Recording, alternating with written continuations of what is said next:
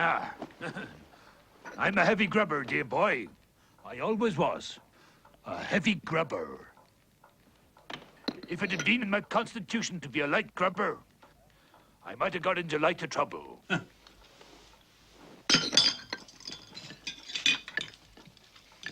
Similarly, I must have my smoke.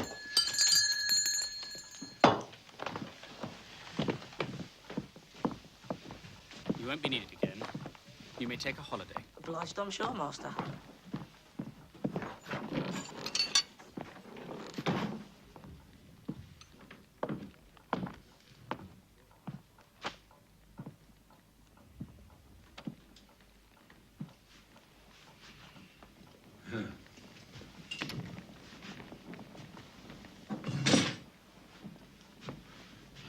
And here's the gentleman what I need. The real, genuine one. Does me good for to look at you, Pip. Just to stand by and look at you, dear boy. But I mustn't see my gentleman a-footing it in the mire of the streets, neither. No, my gentleman must have horses. Horses to ride and horses to drive. So there's plenty enough to spend here, dear boy. Take it, it's yours. Everything I got ain't mine, but it's yours. Mr. Magwitch, what do you want from me? Huh? Want from you? Oh, that's right. You take it, dear boy, it's yourn. Every penny of it. Don't be afeard, dear boy. I never would have gained any of it if it hadn't been for you. I don't understand. It ain't the strength of a man's arm that keeps him alive in the colonies, dear boy. No, it's the strength of his spirit. I never would have kept going, never made my pile if it hadn't been for the thought of coming back to the old country and seeing my gentleman spending his money like a gentleman. And blast you all! And blast you everyone in here! From the judge in his wig to the colonists stirring up the dust. I'll show you a gentleman better than the whole kitten you put together. Stop, please. What I mean to say is, you said yourself it isn't safe. Oh, the danger ain't so great, dear boy. Well, you said last night that it was death to return. And so I swear it is death. I was sent away for life, do you see? And if they catch me here, it's the rope for certain. But they gotta catch me first, you know. Huh. And that ain't likely, considering there's only Jaggers and Wemmick and you, which knows. But if you were recognized... Well, there's wigs and spectacles and such as can be bought for a disguise. Where are you to live? Where can you hide yourself? Oh, I look to your opinions for that, dear boy. How long do you intend to stay? I ain't going back. I'm here for good. For good? Yeah. I'm here because I meant it by you, dear boy. Years and years. I'm an old bird, Pip, and a wily one. And I've escaped many traps since I was a fledgling. And I ain't afeared to perch upon a scarecrow now, and if death himself is hid inside, then let him come out and I'll face him.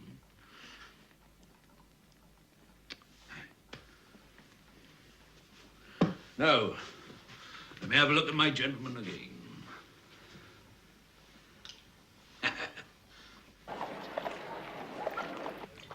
Be careful, Pip. Don't commit yourself, or anyone else. Don't tell me anything. I don't want to know anything. I merely want to confirm that what I've been told is true. Told, Pip? You've been informed. Told implies verbal communication.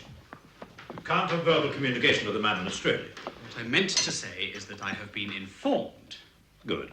by a person named Abel Magwitch that he is the benefactor so long unknown to me. Magwitch was the name of the man who originally wrote to me from Australia. In his letter, he hinted at some idea of eventually returning to England. I reminded him that he had been transported for the term of his natural life, and that to return would be an act of felony, rendering him liable to the extreme penalty of the law. He heeded my caution, no doubt.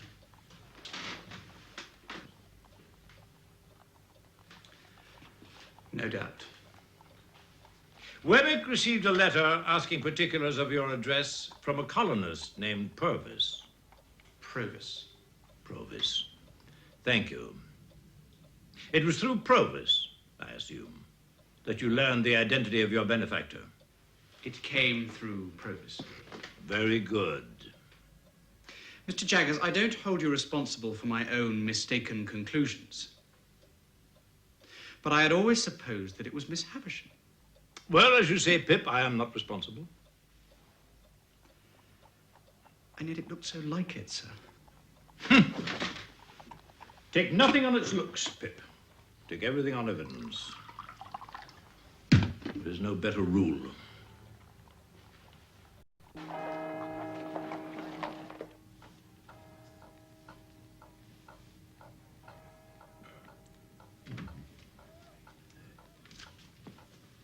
You done well, dear boy.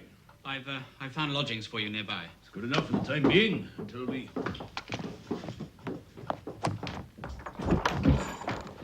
Handel, my dear fellow, here I'm a day ahead of time. How are you? How are you? And again, how are you? It's all right, dear boy. Herbert, Now take this in your right hand. do as he wishes, please. Now swear. Lord strike you dead, if ever you tell in any way somever. Please. I swear. Now kiss the good girl.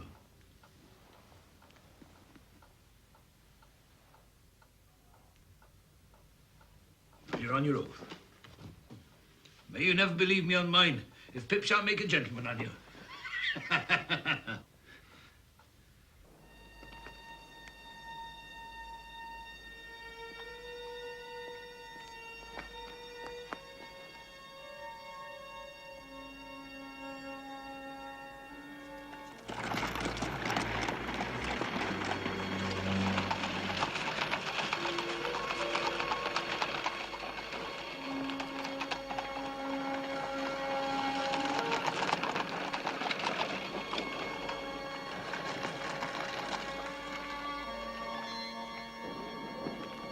It's just along here.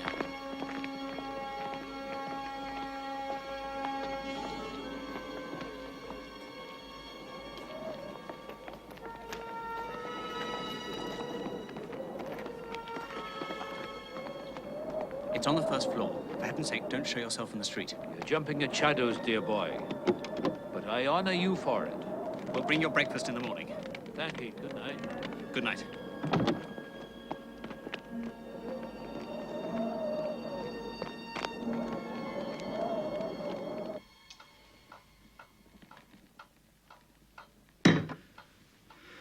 What's to be done? Poor dear Handel. I'm too stunned to think. I feel I'm being watched at every step. Imagination, surely. Look at this. We're to buy horses and carriages and roll about London like a couple of lords. It's madness, Herbert. What in God's name can I do? But there's a fortune here. A fortune? Yes. And it's yours? I mean, he gives it to you. Well, I won't touch a penny of it. I can't. But Handel, what of your debts? How will you live? I don't know. I don't care. I won't take his money. Never. The very sight of him makes me shudder. But Handel, think. From what you told me of your first encounter with him, he's a violent, dangerous man, and very much attached to you. He's risked his life to fulfill a dream. If you destroy it, if you cast him off, he'll have nothing left to live for, and he'll turn on you.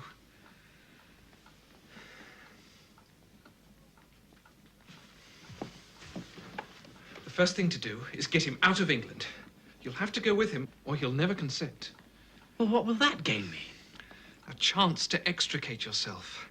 Your only chance. And when you have,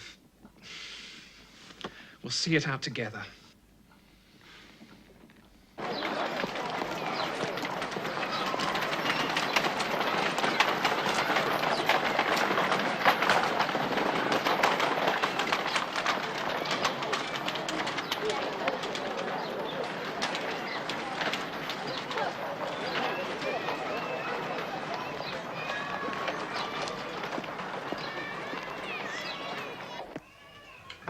ain't to blaming you, dear boy.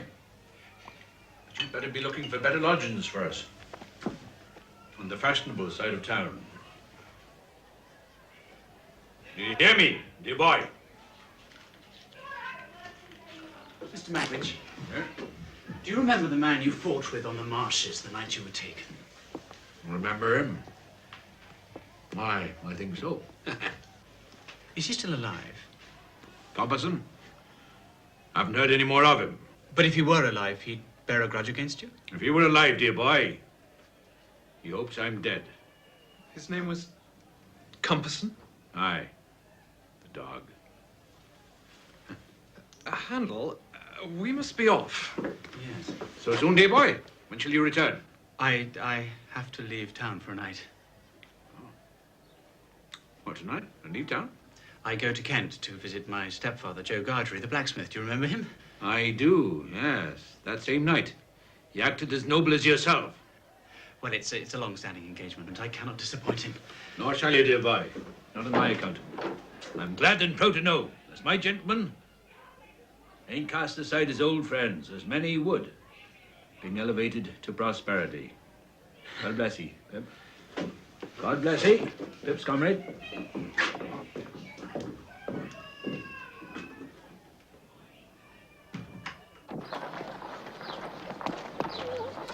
Well, what is it, Herbert? You notice my excitement? Well, yes, what is it? Compeyson was the name of Miss Havisham's pretended lover, the man who broke her heart. This warrants further investigation, I think, when you return.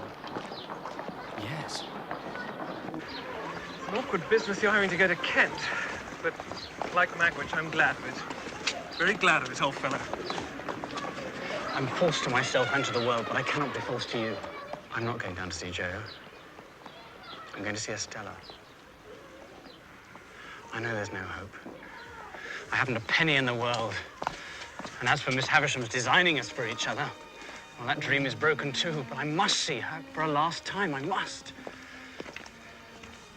All the same, Handel, since you will be nearby, you might call in on Mr. Gargery. For the love of heaven, don't torture me beyond what I can't bear. With my own hand, in my own pride, I threw Joe off. I can never look him in the eye again. It's done. Finished. And all for nothing.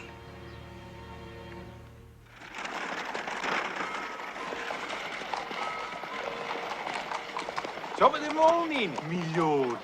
Remember me? You're Trabb's boy, aren't you? Was, my lord. Been elevated, I am. Head hostler of the Blue Boar Inn these days. Friend of yours, Mr. Pip. Trouble. Like brothers we was, sir. Just come down. Yes, and you? Oh, been here some days. Long enough to want to change. Beastly place. All mist and marshes and tumble down smithies. Of course, your neck of the woods, ain't it? Lady not riding with you today, sir? Don't like the look of the weather. I'll be dining with her, though. Tell him inside, would you? Dining with the lady.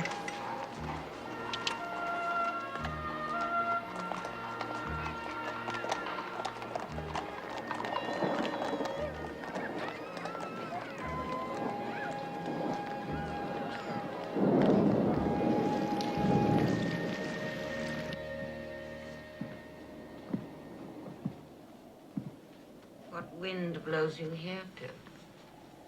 I heard that some wind had blown Estella here, and so I followed. Sit down, sit down.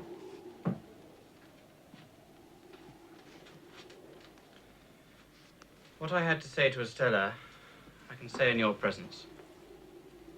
It will neither surprise nor displease you. I am as unhappy as you can ever have meant me to be. But first, I must tell you that I've found out who my benefactor is. It is not a fortunate discovery. I may not reveal the reasons, but all my expectations are at an end.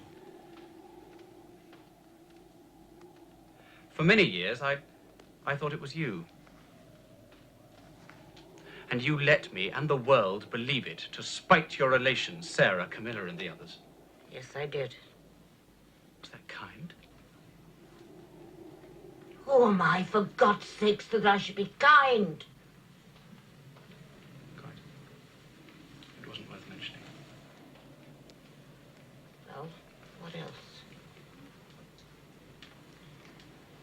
Your cousins, Mr. Matthew Pocket and his son. What do you want for them? I am an open book, it seems. Well, they are your friends, are they not? Yes. They made themselves so, even when it seemed that I stood in the way of their future fortune. They are as generous as the others are. What do you want for them? If you would spare the money, you could do Herbert a lasting service in life. It must be done without his knowledge, but I can show you how. Why must it be done without his knowledge? Because I began it myself that way, and it must not be betrayed. Well, what else?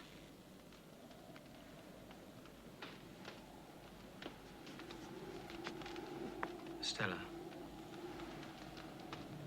you know I love you. I've loved you since the first moment I set foot in this house. Against all my warnings. When you say you love me, I know what you mean as a form of words, but nothing more.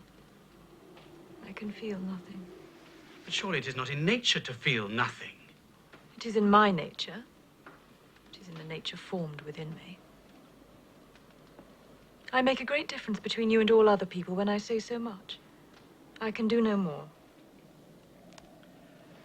I know you say you can't love me.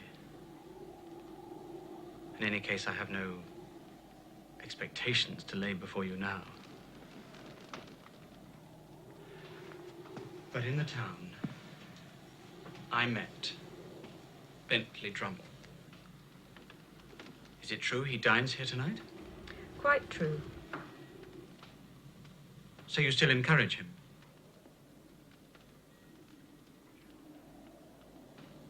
You cannot love him. It's not possible. Tell him the truth.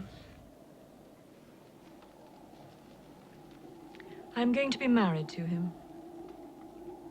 For the love of God, Estella, are you blind? Can't you see the trap she lays for you? On the contrary, Pip. Miss Havisham would have me wait and not marry yet. It is entirely my own choice. But to fling yourself away on a brute. Why? I'm weary of the life I lead. That's all. But Drummle of all men. Come, Pip. Let's not part like this. It will all pass in no time. You'll get me out of your thoughts in a week. Out of my thoughts. You're part of my existence. Part of myself.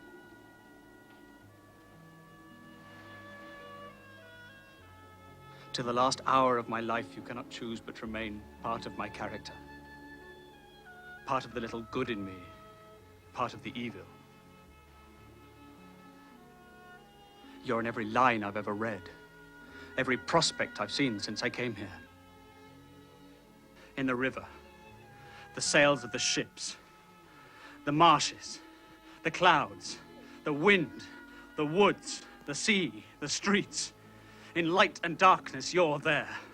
The embodiment of all that's beautiful and graceful. Cruel and... Stop! I'll not endure it. Get out! Do you hear me? Get out! Get out! Get out! Get out!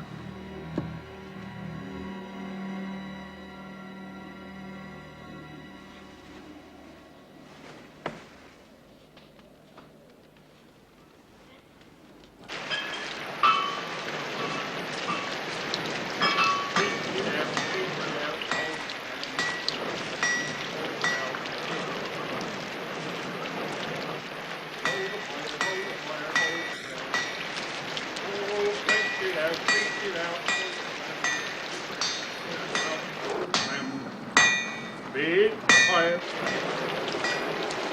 Make it fire, soaring higher, oh.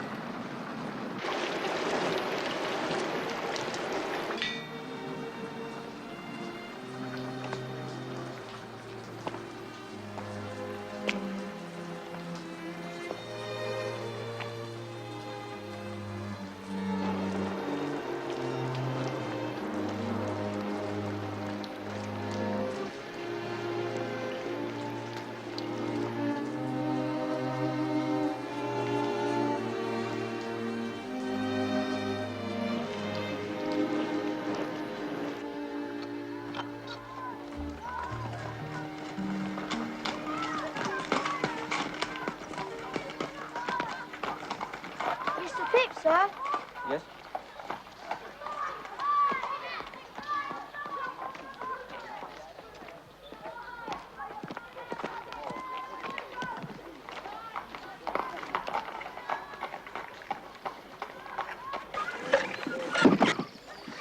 Now then, you didn't go home? I stayed the night at an hotel. Good. All right, Aged P.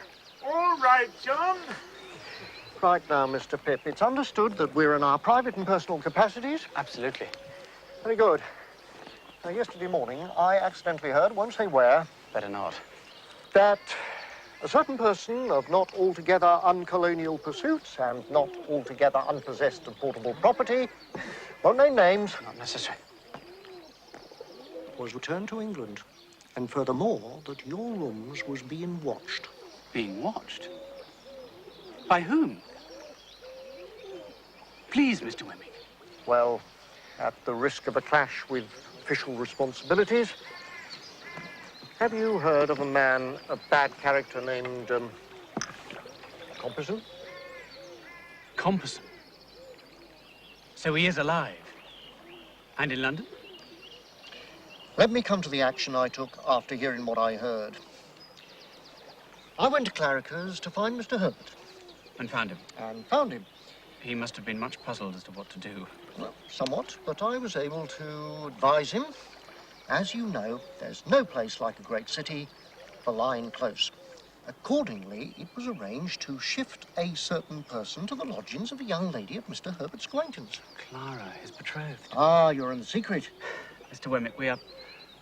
Well, I am eternally obliged to you. You look worried, Mr. Pip, and tired. I hope you know you can at all times rely on John Wemmick. In his private capacity, of course.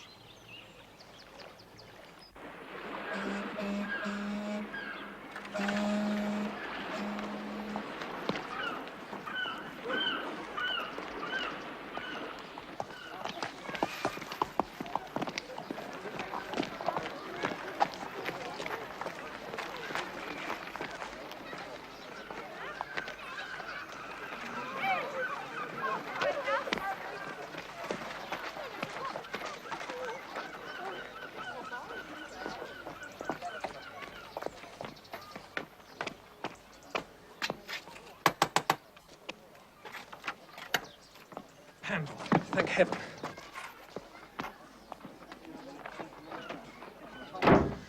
All's well.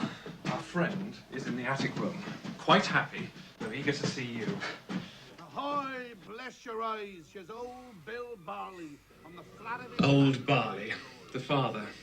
Sad old rascal, I'm afraid. Not that I've ever seen him. Keeps to his room. Clara, my dear, may I present Mr. Pip? Handel, Miss Clara Barley. Honoured, Miss Barley.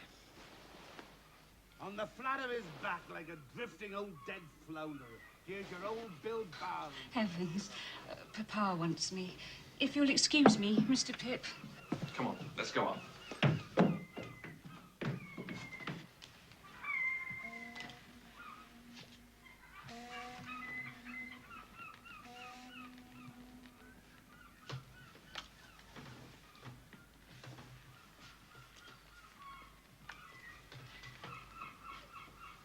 I've been thinking of a plan. We're both strong oarsmen, and I still have the boat. We could row him down river when Wemmick gives the word. I know a place where the steamers heave to and take on passengers. Capital. No ticket offices, no hiring, no inquisitive boatmen. What do you think, Mr. Magwitch? I'm in your hands entirely, dear boy. Well, I mustn't visit here again until the last day in case I'm watched. Are you perfectly comfortable? Aye. I'll wait content, knowing that you and me will make the run together. And together, we run clean away, too. And so we will.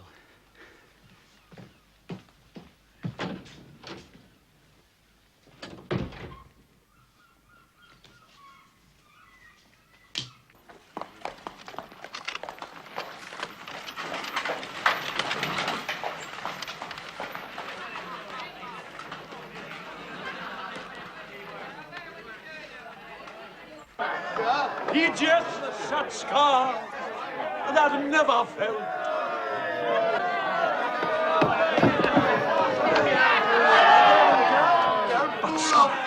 But light from yonder window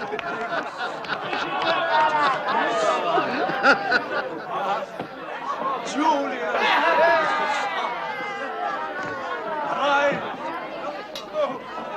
arise, fair son, and kill the envious moon. That is all.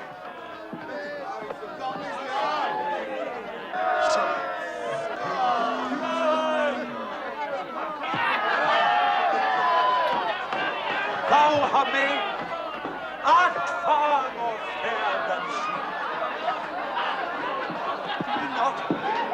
Be not her maid.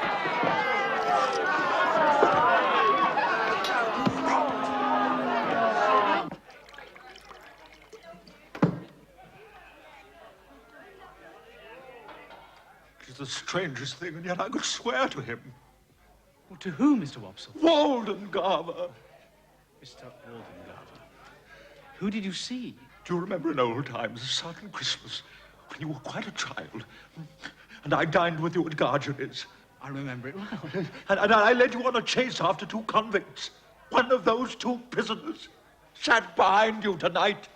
I saw him over your shoulder. The one with the scar?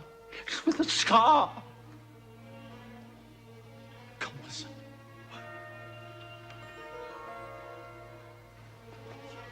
Who could ever forget such a face?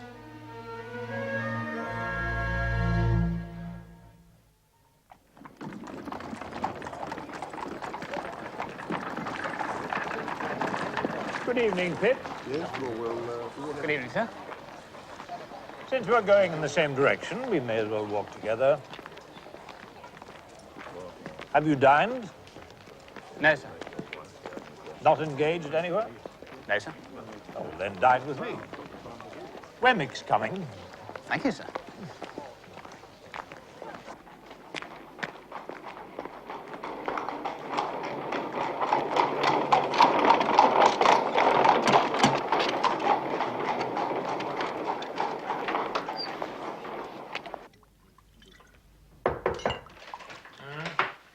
Mr. Wemmick. Evening, Wemmick. Serve dinner straight away, Molly, please. Yes, Master.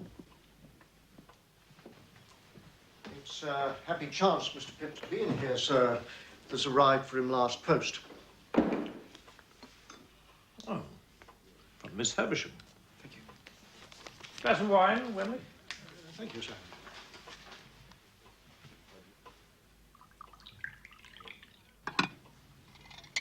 So, Pip, our friend the Spider has played his cards and won the pool. Mrs. Stella Havisham is to be Mrs. Bentley Drummle, in due course Lady Drummle. A promising fellow, the Spider, in his own way. But I wonder which of the 2 will prove the stronger. Of course, if he turns and beats her. Beats her? You can't seriously think that he's scoundrel enough for that. Well, I've no opinion. I'm merely putting a case. If it's a matter of physical strength, Drummle gains. If intellectual, the lady has it.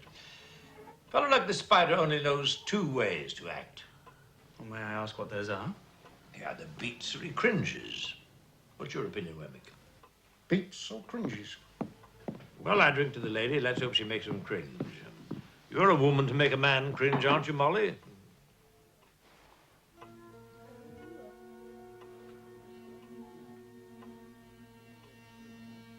Pip.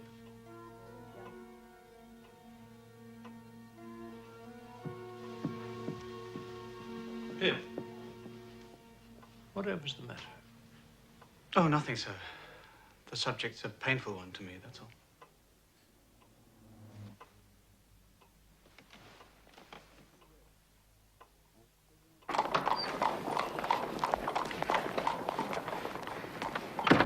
Well, that's over.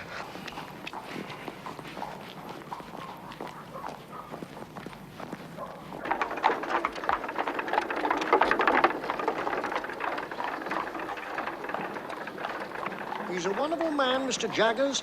Nobody like him, but always feel I have to wind myself up when I dine with him. I dine more comfortably unwound. Mr. Webb, you don't happen to know the story of Mr. Jagger's housekeeper? Something, yes.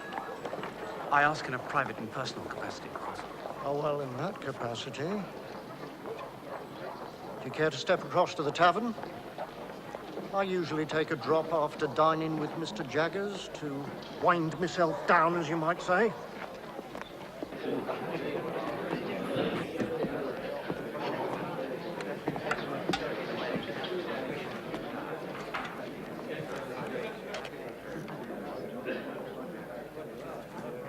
Well, now, Mr. Pip,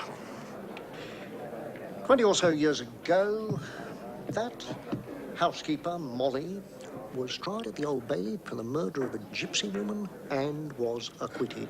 Mr. Jaggers was for her and worked the case in a manner that was most astonishing, for it was dead against her. She was half gypsy herself and married to a man of the same sort and had a child by him. A child? Come to the child presently.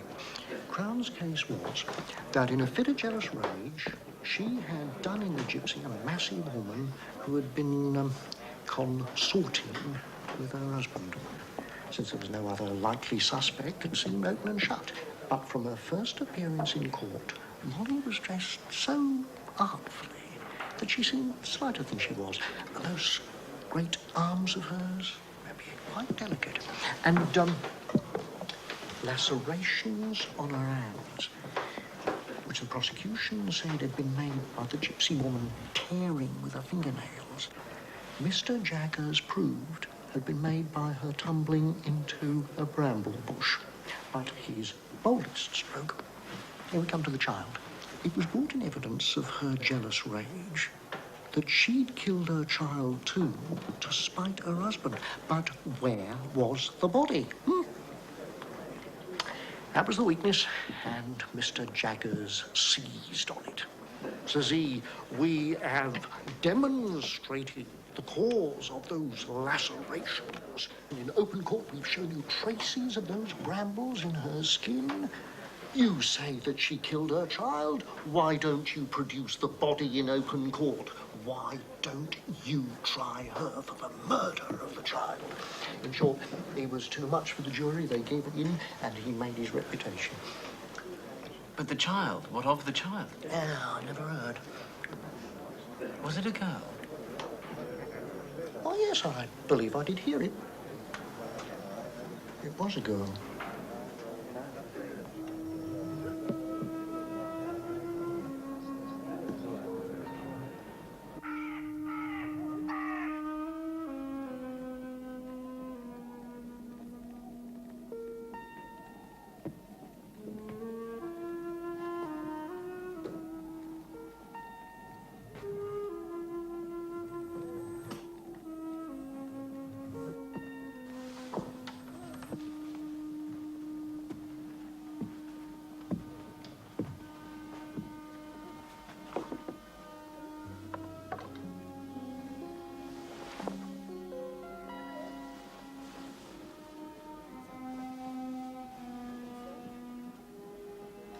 Miss Havisham.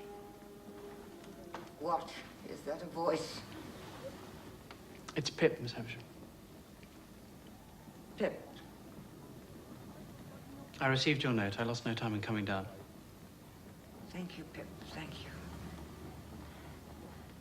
Come closer. There, where I can see you.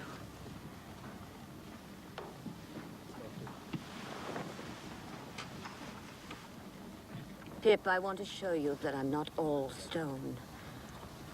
Can you believe that there's anything human in my heart? Of course, Miss Havisham. You said I could do something good and useful for Herbert Pocket. Yes, some time ago, in secret, I began the purchase of a partnership for him in a trading house. I now cannot afford to complete it. How much is wanting? £900. I keep no money here. This is an authority to Mr. Jaggers to pay you that sum on behalf of your friend.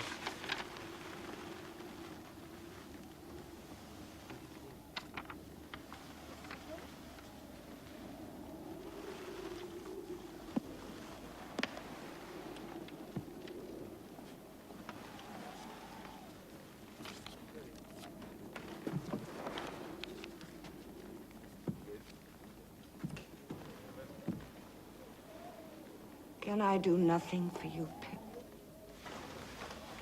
Nothing. You hate me too much. You can never forgive me. Dear God, what have I done? Nothing. I should love Estella under any circumstance. No, no. When you spoke to her of your love, I heard myself as I once spoke. Felt again the agony that killed my heart. What have I done? What have I done? Is she married? Miss Havisham, I beg you to dismiss me from your thoughts.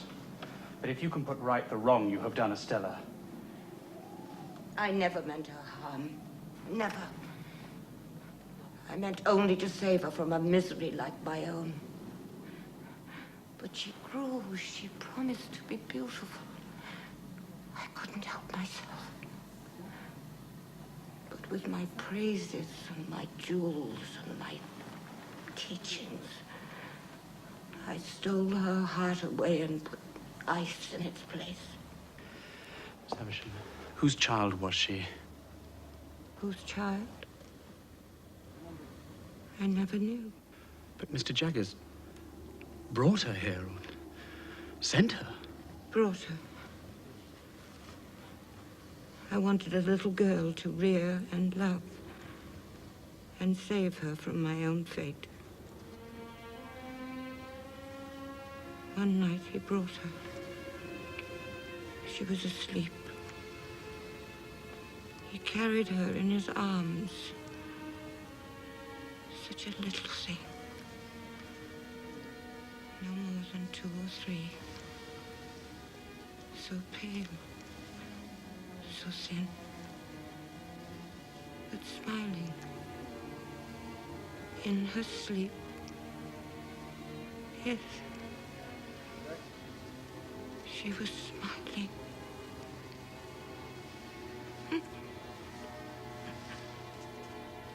Dear God, what have I done?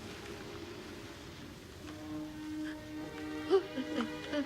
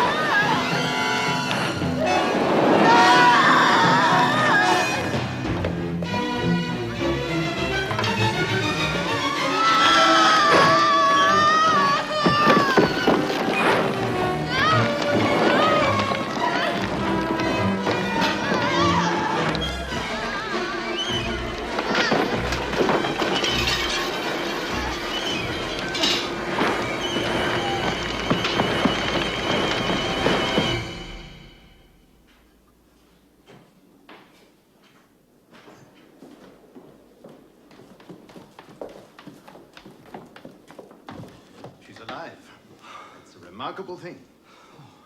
Well, may I go up? You're badly burned yourself, sir. You must take care. But I have to return to London immediately.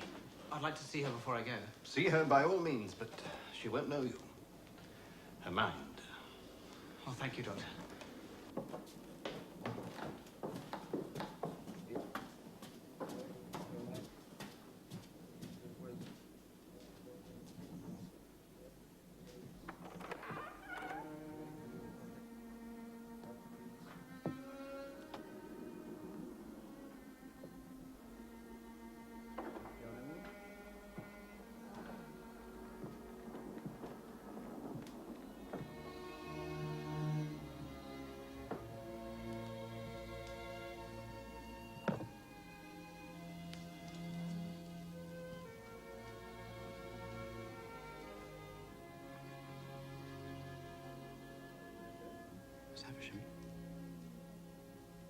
Havisham.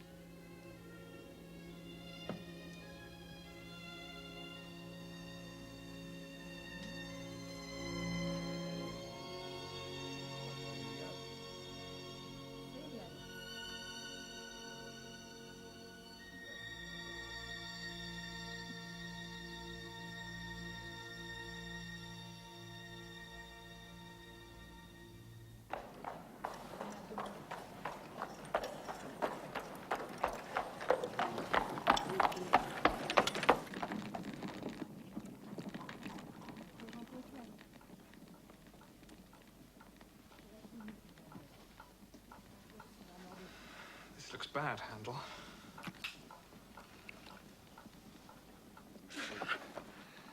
I'm sorry, old fellow.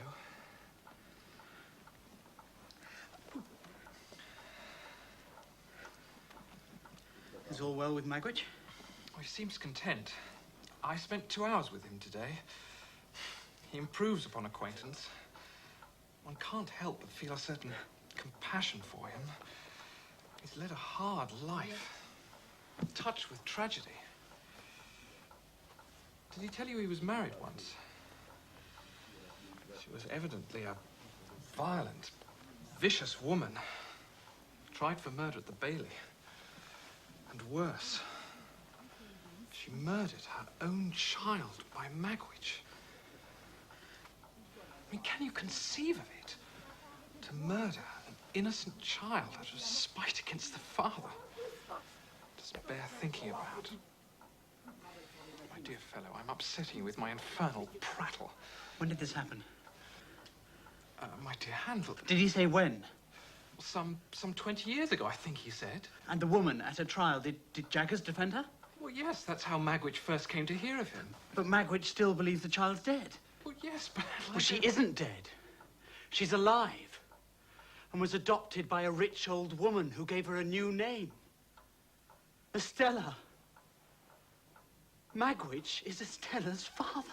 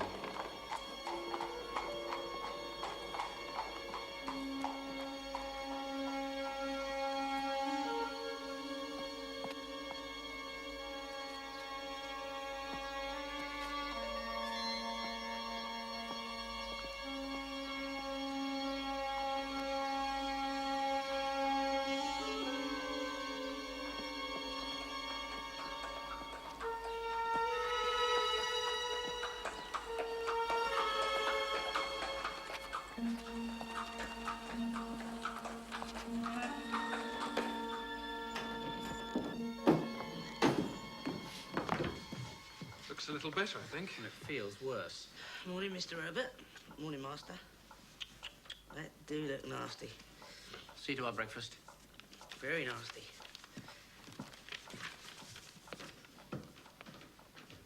It's from Wemmick.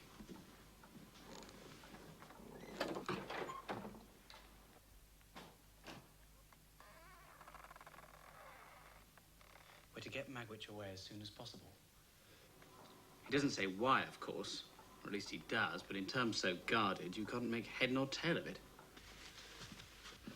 We're to row him downriver and hail one of the North Sea steamers. Will you go with him? Well, I must. I'll speak to Wemmick when I see Jaggers this morning. See Wemmick, by all means. But I've told you, you'll get nothing out of Jaggers. I will, if I have to choke it out of him.